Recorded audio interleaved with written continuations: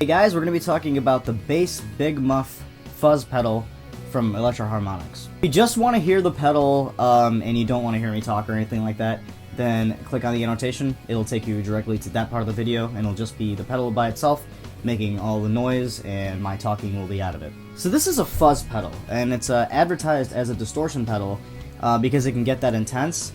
But it's in the category of fuzz pedals. If you want to get true distortion, I think you want to pair it with an overdrive pedal, like a dedicated bass overdrive pedal. You can get tons of different kinds of pedals that are aimed at different kinds of things, and fuzz is one of the biggest things that you'll be using on bass when you want to get distortion. Bands like the Red Hot Chili Peppers or Muse, Arctic Monkeys, Black Keys, those guys all, as far as I know, pair their fuzz distortion with a separate distortion unit. So the pedal itself looks pretty badass, which is important because of style. It's green, which is my favorite color. It's got a solid die-cast build, and it's made in the USA. You have to open it up from the back to put the battery in, which is I don't usually like that. I like to have like a latch in the back, especially because I like to rip this pedal out and maybe use it by itself, and I don't always have a separate power supply. But it's not that big of a deal because it does easily come off and come back on. You just need a screwdriver, and it stays tightly on there, nothing loose. But it's really light. It's a really light pedal. It is made out of die-cast, so it's durable. It's built like a tank. Like, you can throw it, but I don't know if the circuitry on the inside would last if you actually did abuse it that much. But I'm sure that because it's a U.S. made pedal, it's highly acclaimed that it would last for a very long time. ElectroHarmonix pedals from Russia are really popular because and those are a lot older pedals too. It has 3 knobs. One is the volume, it's got the tone, and then a sustain. The volume speaks for itself.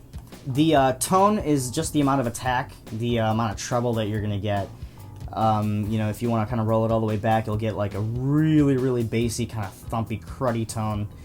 You kick it all the way up, you're gonna get like a scratchy, like pick attack kind of tone. And then it has the sustain, which is the actual amount of distortion. When you kick it all the way up, it can compete with some of your distortion pedals out there. Again, you will sacrifice bottom end the more grit you give it. So, like I said, you always want to pair this if you want to use it for distortion. The switch, it's got 3 settings. On the bottom, you are pairing it with your bass. So the signal that is coming out of the low end of your instrument in the amp, paired with the pedal, is all the way down. If you switch it to the middle, it is unaffected.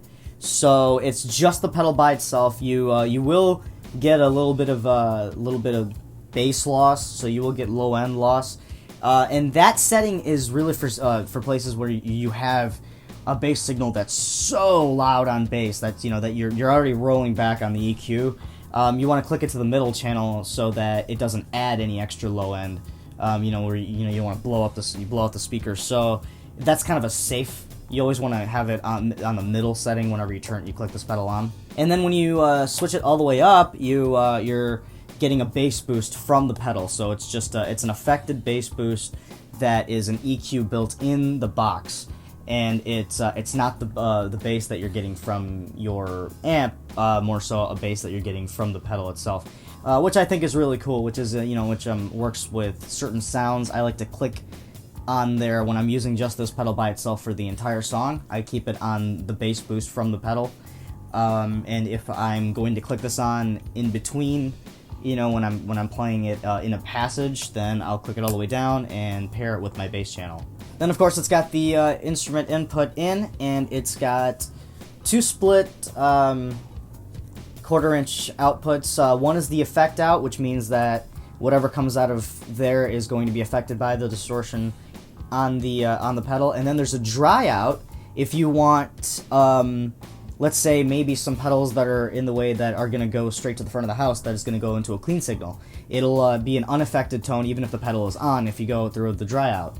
And a lot of times people like to do that. They like to go run into a DI and have a separate clean signal for just the low end, and then have the affected out go to their amp, and then you get all the fuzz and distortion. Then you can really turn the gain up and get like preserve bottom end, and use this pedal to its full advantage. So that is actually the best part of this pedal, is that you can split it within the pedal. You can split the channels so that you get a dry signal where it's all of your low end, your preserved low end, and then you affect the tone, and you don't have to worry about the low end. You can drive everything all the way up, and have a second channel kind of paired up. All right, now let's check out how this pedal sounds.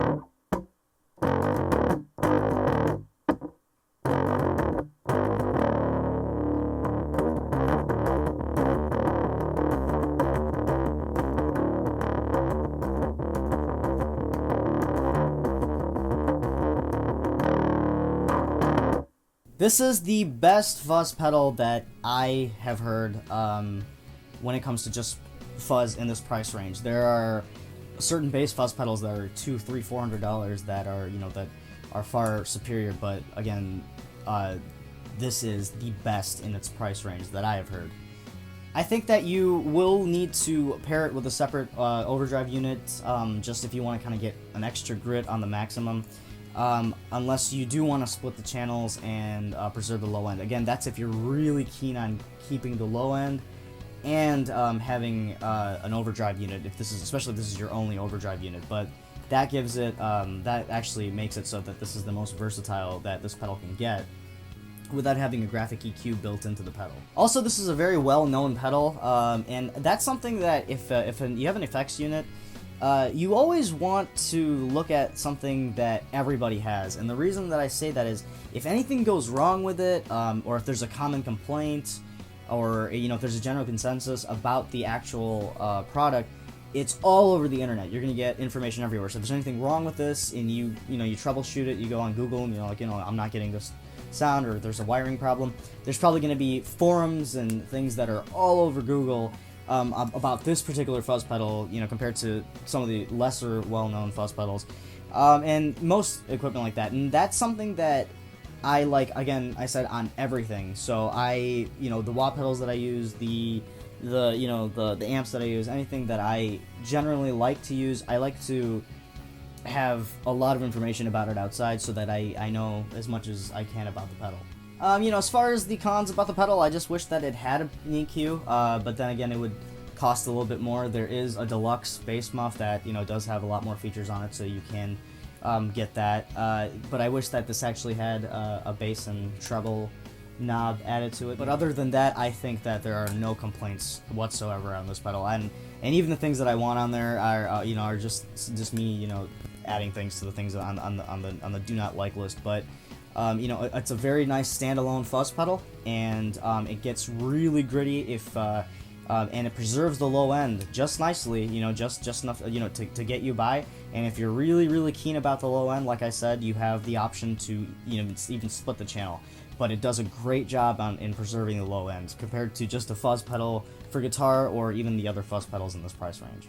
Alright, so if you guys have any questions on this pedal or any kind of fuzz and distortion units for bass, then holler at me in the comments down below. I will be able to answer via Google+, and also get at me on Twitter and Facebook, and I will catch you guys in the next show. Yeah.